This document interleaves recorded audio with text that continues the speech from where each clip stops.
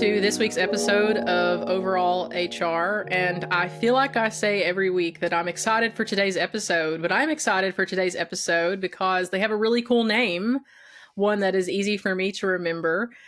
Please let me, well, I tell you what, instead of me going through all the things about Chase, I will allow Chase the opportunity to share about himself, what he does, and how he is in the HR space. Oh, well, thank you. Yes, we both share an equally amazing name. So my name is Chase Dodson. Glad to be here. Very excited. Never done anything like this before.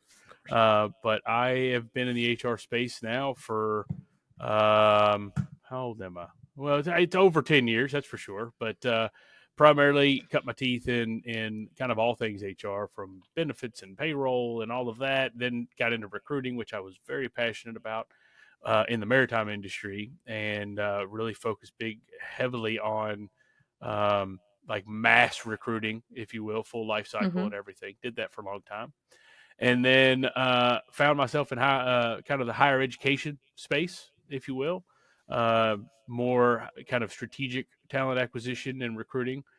Right around the time that recruiting became talent acquisition as more of a buzzword, Yep. and did that. And then now I see myself more on the back end of HR rather than on the front end now, Mm-hmm. doing things related to kind of tech and the tools that are out there for HR professionals. So, Yeah. Well, I it's interesting how we all evolve into these different HR spaces, and until you're in it, meaning the profession, I think a lot of people don't realize just the breadth of HR and what it covers, what it can cover in that context. yeah, that's the thing. I know in hiring HR folks over the years, it's always like, well, which area of HR are you most passionate about? Because it touches so many different, and that's the thing. I did the employee relations stuff too, which is cool, but recruiting was Mm-hmm. always kind of but yeah, there's so many different facets. It's all one umbrella, but they're all Oh yeah. vastly different. Absolutely. And, when Chase and I'll share this story for our listeners, when we met, which was very brief, that same, higher education model, albeit I was in a separate sort of structure within that higher education model. Um, I was coming from a private sector employment opportunity that did not fund any sort of HR resources. So everything that we tracked in the context of recruiting in terms of candidate files was all done manually. So the fact that I was entered into this entity, which was, if it is not the largest employer, it is one of the largest employers in the entire state of Kentucky. You can't do things manually for more reasons than one. So Chase was the subject matter expert for the applicant tracking system that this entity used. And I will never forget the day. I was so overwhelmed. And interestingly enough, I actually think it was like right around this time last year, because my first day with this entity was like February 15th or the 16th. And I give my best friend a hard time because her birthday is on the 24th of February. She works at this entity. And the day that you came to train me on this applicant tracking system was her birthday party.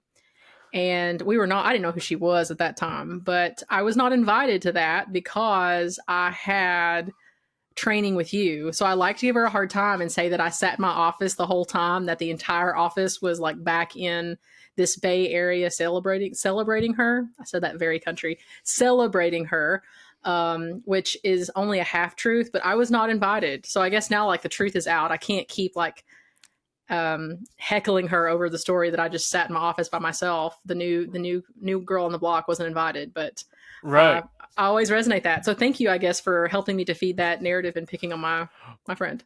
Well, what I always remember about that was that we discovered that my favorite restaurant of all Yes, time yes. in Louisville that closed, Jerry's, still existed, and it was not the same. It wasn't the same, Yes. but it was the nice vibe, and I was so excited. Yes, I recall that. I recall that. I love it. I remember that too. and hearing about you sneaking out of your parents' home. I think that's correct. To go to Yep. Jerry's. At like 2 in the Okay. morning when I was like Yeah. 16 years old. Oh yeah, all the time. I had a regular order, never had to order anything. I'd go with my laptop because I was into creative writing at the time, and they just bring me my food, my coffee. I'm 16 years old, and just yeah.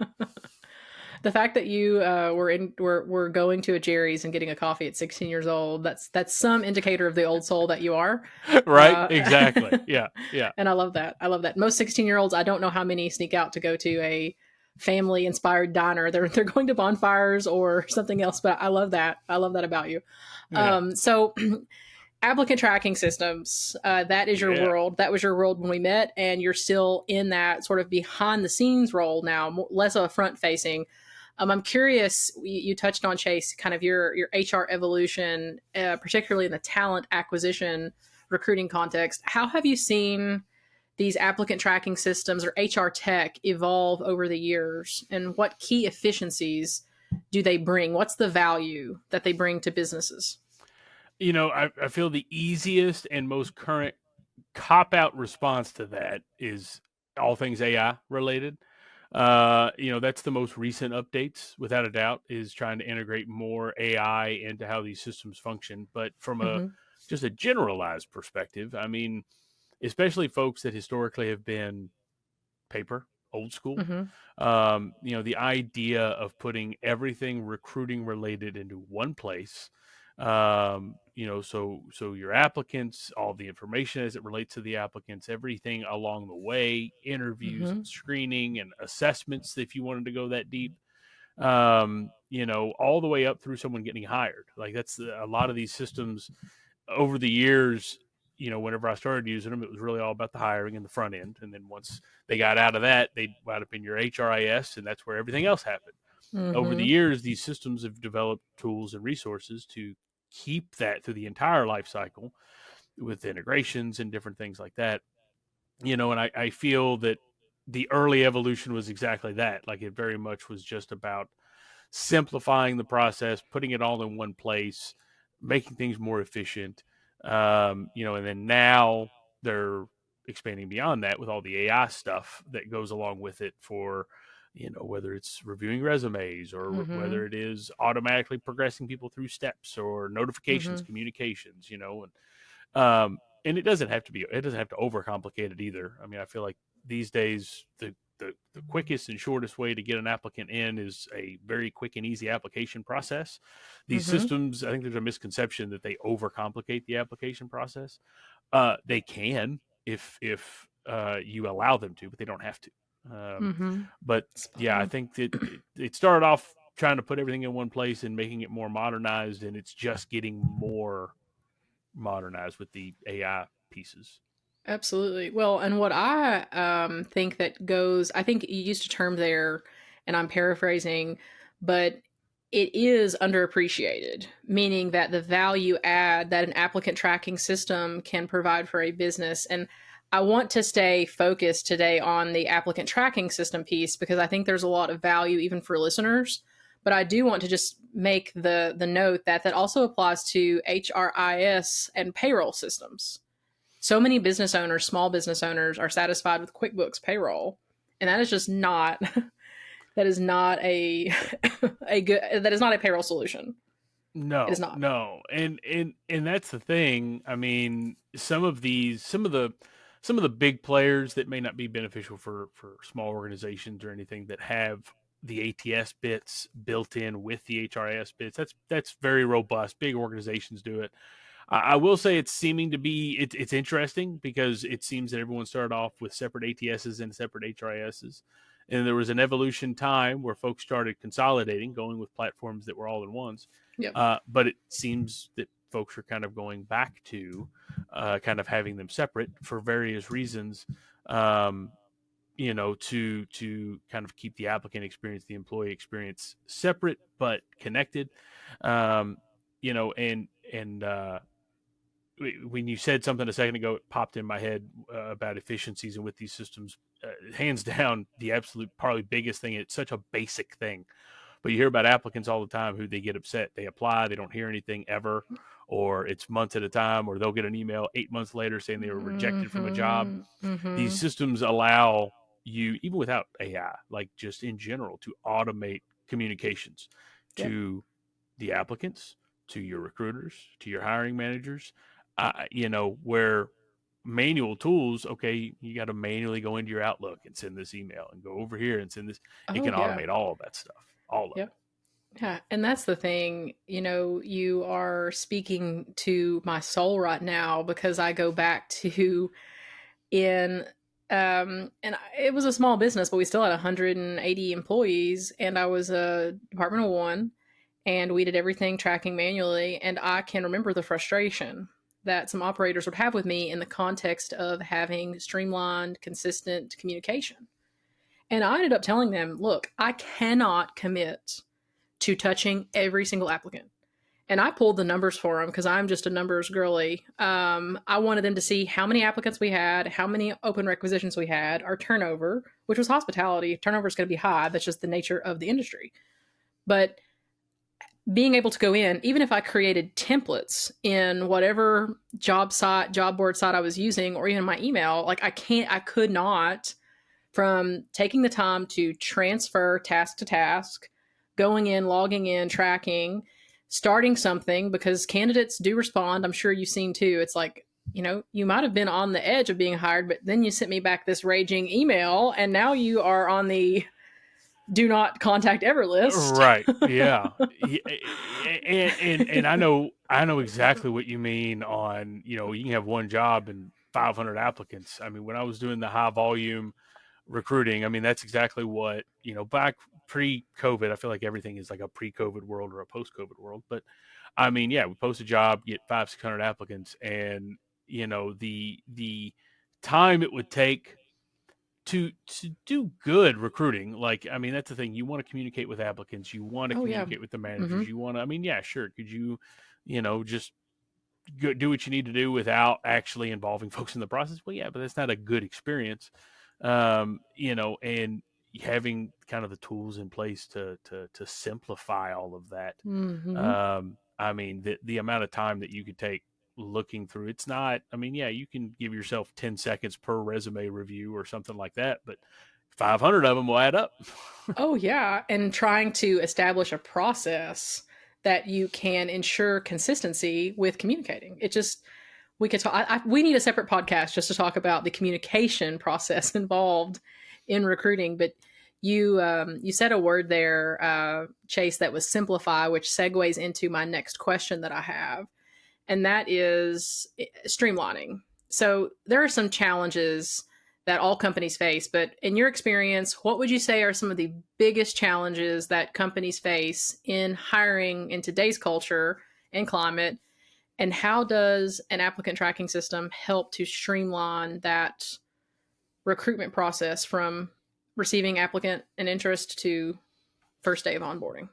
Well, I'd say it's two things as far as the challenges, and it, well, one isn't necessarily an ATS related thing, but advertising, like getting information about the job out there. Everybody leans on social media and all of that. Now, a lot of ATS tools do have resources to help with that. But to keep it simply, I'd say the biggest challenge that encompasses so many things is time to fill, time to hire. And I say them separately because folks measure it differently. Some Mm-hmm. people say time to fill is from when they have posted a job to when someone accepts the offer, where time to hire may be when they accept the offer, when they start. I mean, everyone has their different ways of measuring it, but it's one thing to measure things on paper. It's one thing to have a concept of a time to fill average. But a lot of these systems give you the tools to give you very raw data to where you Mm-hmm. can show time, these metrics, these time to fill, how quickly are these jobs getting filled, where are your bottlenecks, Yep. is it because the organization doesn't have a lot of focus on HR and recruiters, and that's where it slows down? Is it Mm-hmm. getting to the interview process, your hiring managers, etc., and there's just taking too much time there? Is it something on the candidate side? Ghosting obviously became, I think, has always been a thing, but I think it blew up in during COVID, post COVID.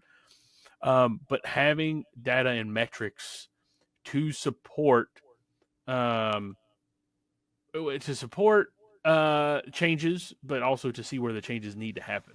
Mm-hmm. And I know it's a simple kind of cop out to say, oh, time to fill is probably the main challenge, but it is.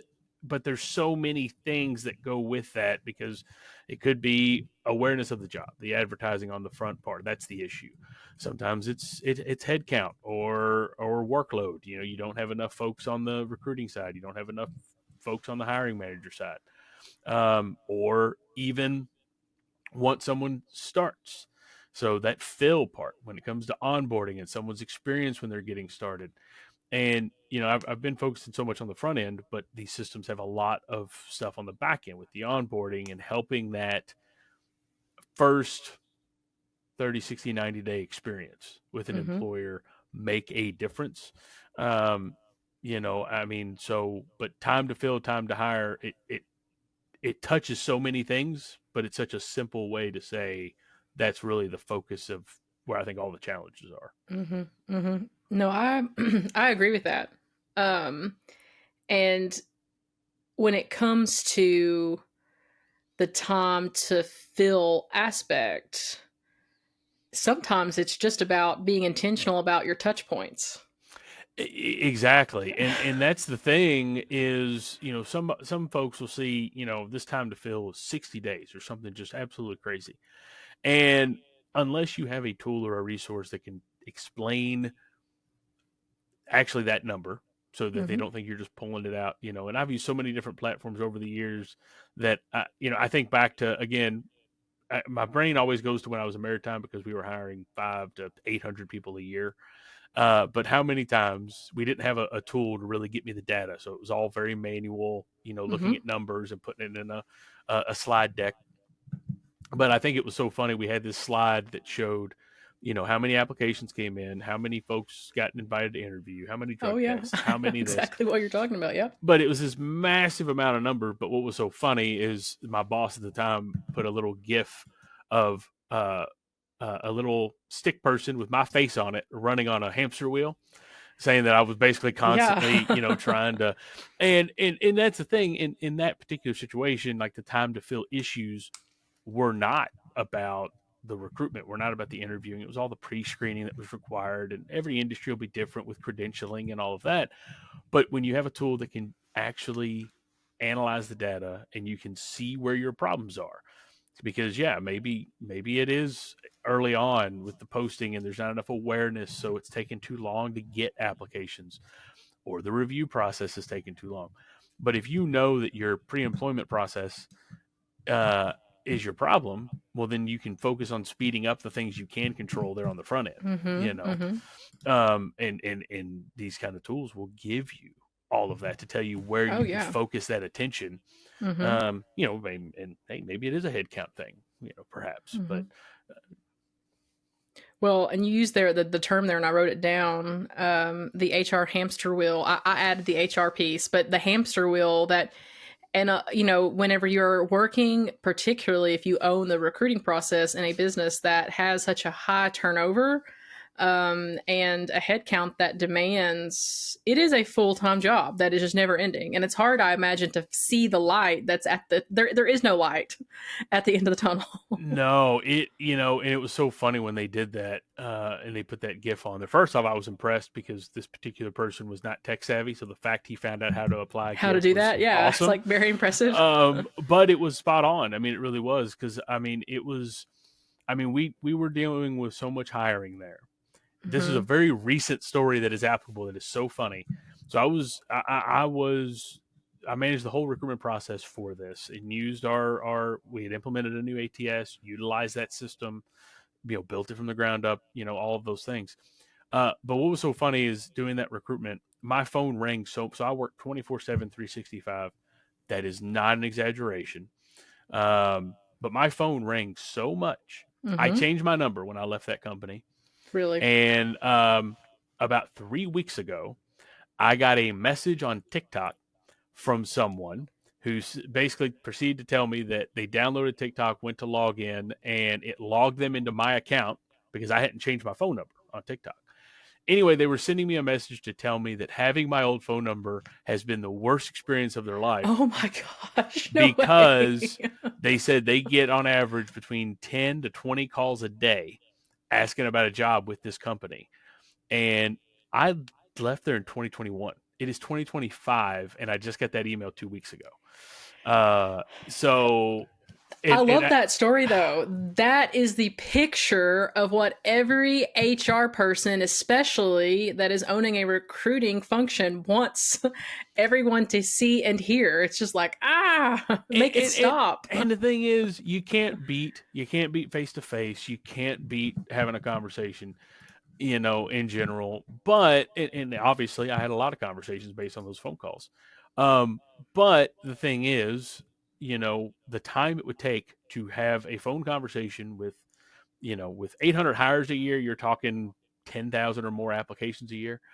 That's where, whether it's chatbot systems or email or texting or something like that can streamline the communications, to Oh where yeah. you're not having to be on the phone for 12 hours a day. Absolutely. Absolutely. Well, and you bring up a good point whenever it comes to, I recognized early.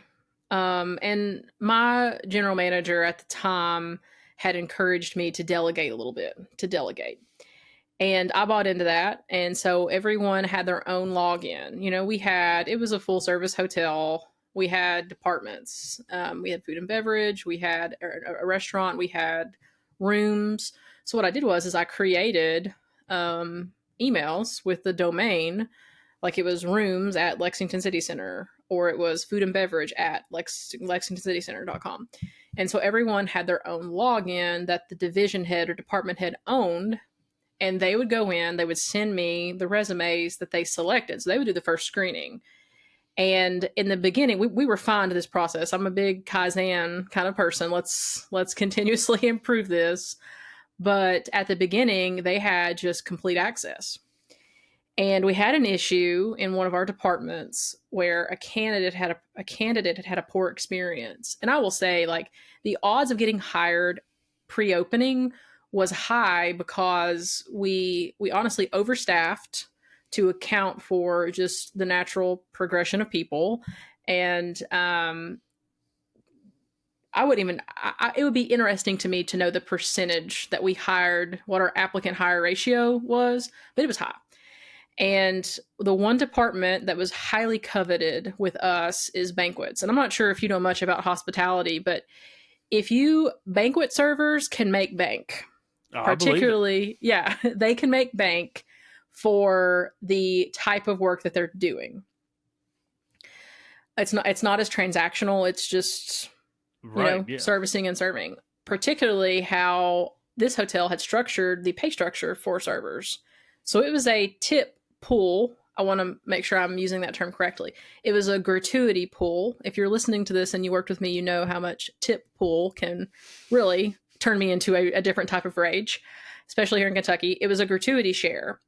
And the way that this was structured at the hotel was that every single event that had food and beverage had a service charge on it of a certain percent. I don't want to be misspeak and be wrong about that percentage, but that percentage went into a pool, and that pool was spread across the total hours worked between a pay period, and an hourly rate was assigned to individuals based on this pool.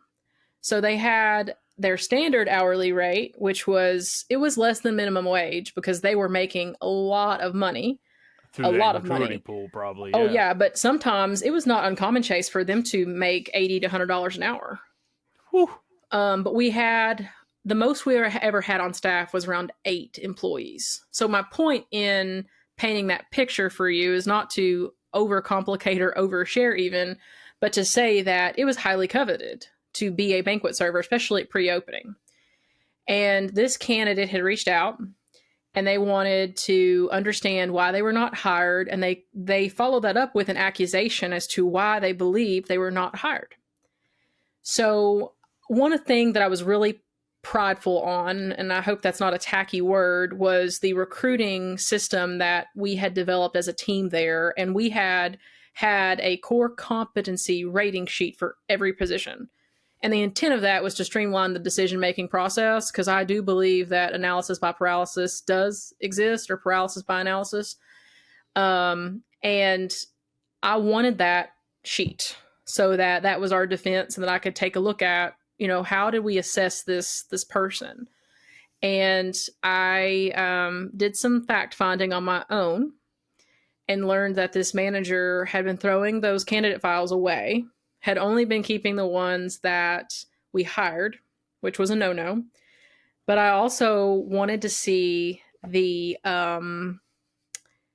entire candidate experience. So I logged in with their email, and it had an email that was sent that was just written tacky, and it signed my name, but my name was misspelled to it. It's spelled nicely wrong. Really?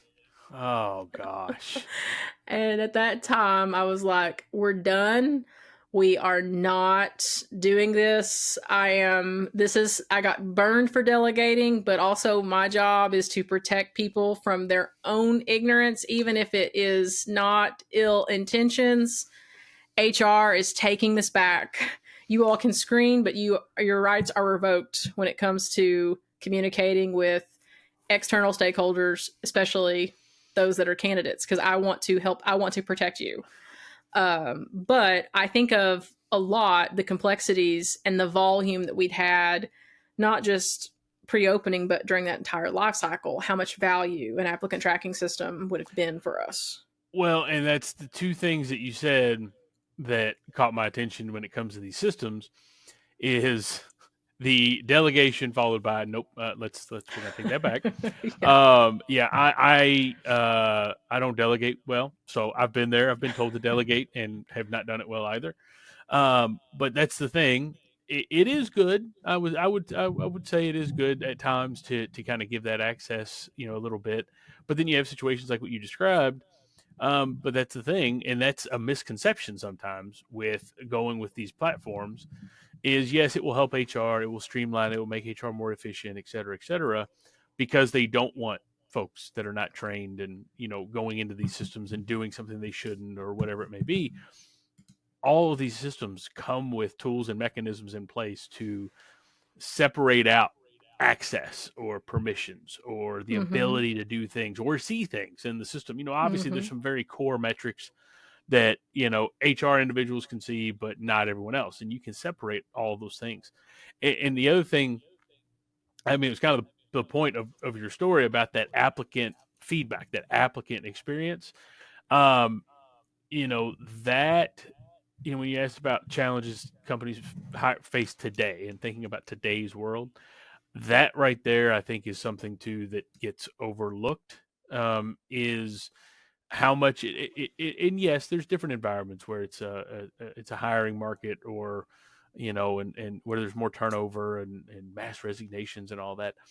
But I think we are at a point where it is just as much about the candidate experience, the applicant experience, as it is about those working on the back end in Mm-hmm. the system and the tools, because I mean that is I know the last several platforms that I've dealt with, that is the focus. What is the Yep. candidate experience like? Not just visually, but but what is it like visually? What is it like? Mm-hmm. How long does it take to get through stuff in the process? How easy is it to reaccess?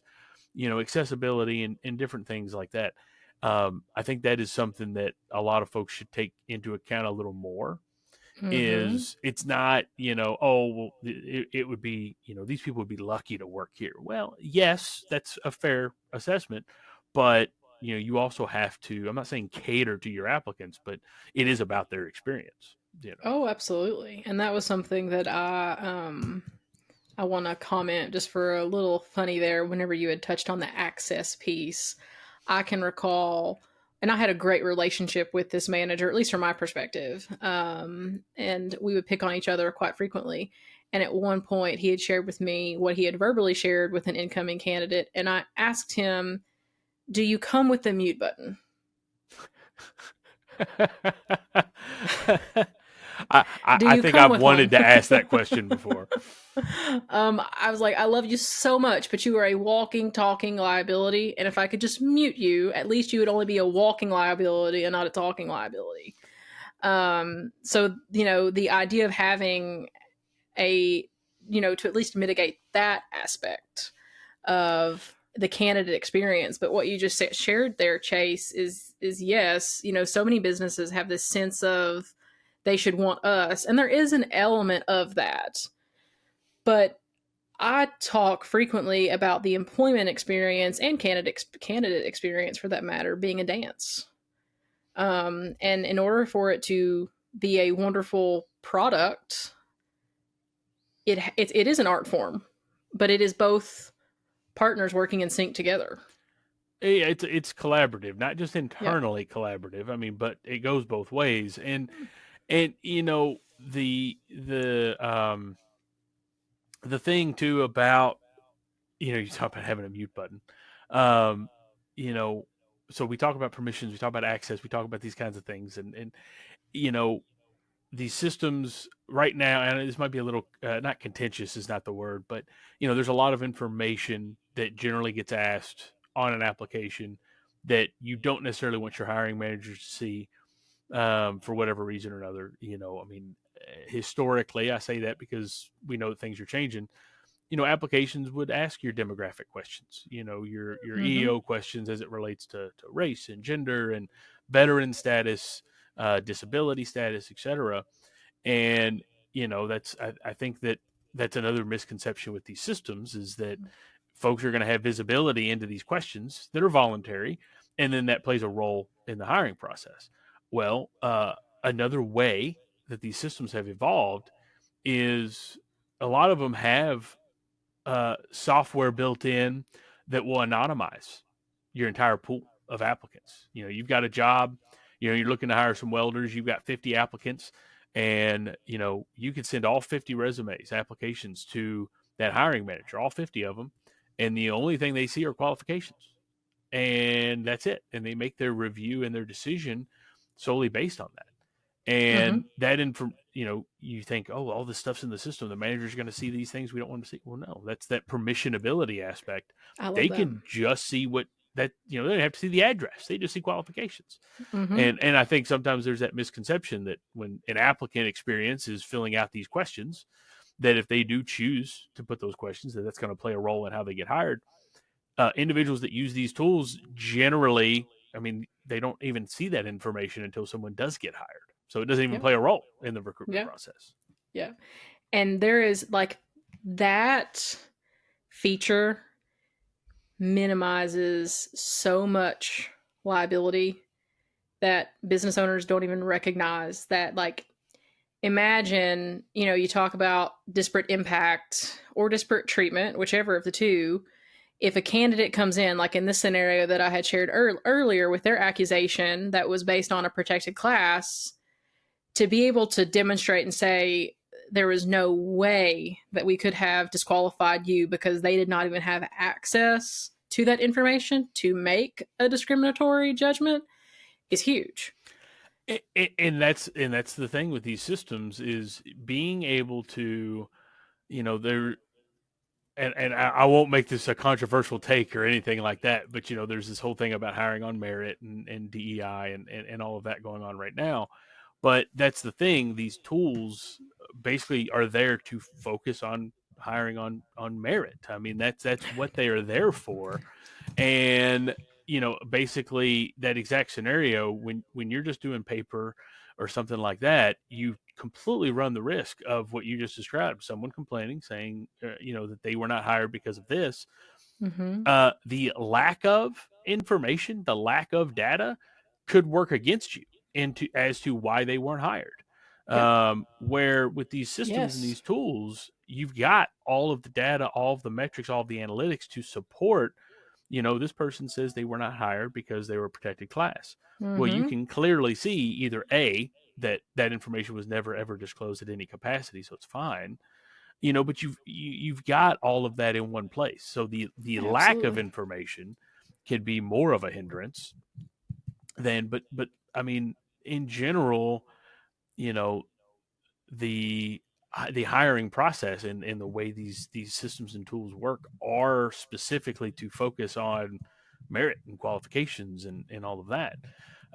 Some of them go a step further with a marketing aspect, which is where some of that DEI comes in, because you've got to hire a very, very hard to fill job. Some of these platforms offer marketing tools that will allow you to tap into areas and demographics that, again, maritime. I will say folks that were veterans thrived in that environment.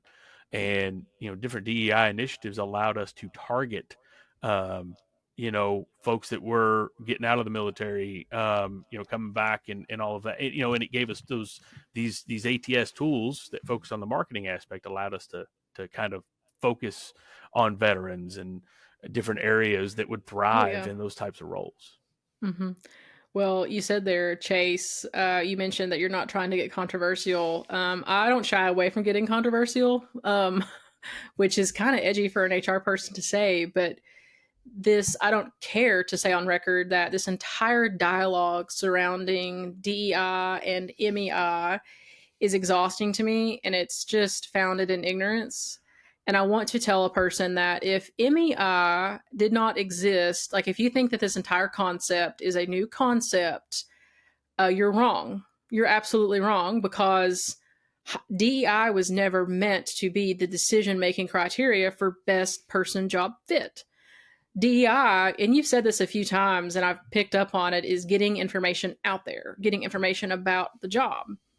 And I am going to try not to go on a rant here about this, but I had made a post about the concept of privilege. And it's not what you think it is. So many people will turn this into um, like whether or not things are effort based. And it's just, the noise is just, okay, let's just stop. Let's stop. Protected classes, there is evidence to support that they do not have access in the same way that non protected classes do. They don't have access to certain people of power. They don't have access to robust tools. They are not educated on certain systems or tools that exist, whoever they are. I don't have the facts in front of me, so I don't want to go into specifics, but there is some evidence, fact based evidence, that supports there is some validity to this thought. The idea of DEI is taking one extra step by the employer to try and blast the marketing, the news, the advertisement of a job opening to these classes of people. And if you want to apply, great. If you don't, that's okay. They apply through the same tool, in the same process, with the same people as everyone else that are non DEI. And guess what? The decision making criteria is merit based. They Yeah, coexist. I it don't get it. no, and I've done a few posts myself as well, and and I think there is a misconception when when DEI is heard, it basically goes to one area, and they forget that DEI initiatives are not just about race. It's all those protected classes. It's race, it's veteran status, it's disability status, it's gender, it's age, Mm-hmm. it's all of those things. And it really is. It is about, there are so many tools outside of ATS and all of that, just tools and marketing resources and things that are out there. Like I said, when I focused on veteran recruitment, sometimes it was as simple as me emailing a flyer to Fort Knox or Fort Campbell saying, "Hey, put this up on your board for veterans to see about job opportunities." Like sometimes that Yes. was the level of advertising that would be done, or getting into communities that again don't have the tools or the resources to kind of know what's out there. Mm-hmm. And then, like you said, the decision making criteria. I mean, everyone's looking at the same metrics and what Yes. is required for the job. And I mean, it's just one of those things that, it's a very, very hot topic right now. And I don't get passionate or post about things going on in the world very often, but when it's something you've been doing for 10 plus Yes. years, like you kind of feel Yes. obligated to chime in on Absolutely. it. Well, I will land the plane on our conversation today with a story to support the concept of DEI. And again, DEI, I'm excited because in a couple weeks, one of our episodes is going to feature a conversation about DEI and exactly this. It's going to be, um, you know, setting with just some uncomfort because I think it's time for us, particularly as professionals, as HR individuals, but also just citizens of the United States, to educate ourselves. Citizens of the world. I mean, Absolutely, taking it you one know, step further, educating yeah. ourselves. But to say that the concept of privilege does not exist, I was in an experience where an employee was having a difficult time and they needed to borrow against their 401k. And we used a platform, an HRIS system, and this employee did not have access to submit an application because he didn't have internet. And I was working with the corporate office to help get this done because that was something that they owned. I just was a step in the process, and their response back to me was, "Well, if he doesn't have a internet at home, he can use his cell phone." And I want to pause. This employee had went to the public library and had printed a paper application. He had everything he needed to fill out on there. I wish that I couldn't see the reason, but he needed access to funds.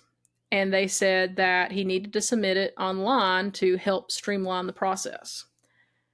And I lost my mind because this person did not have a phone like what we have. He didn't have it.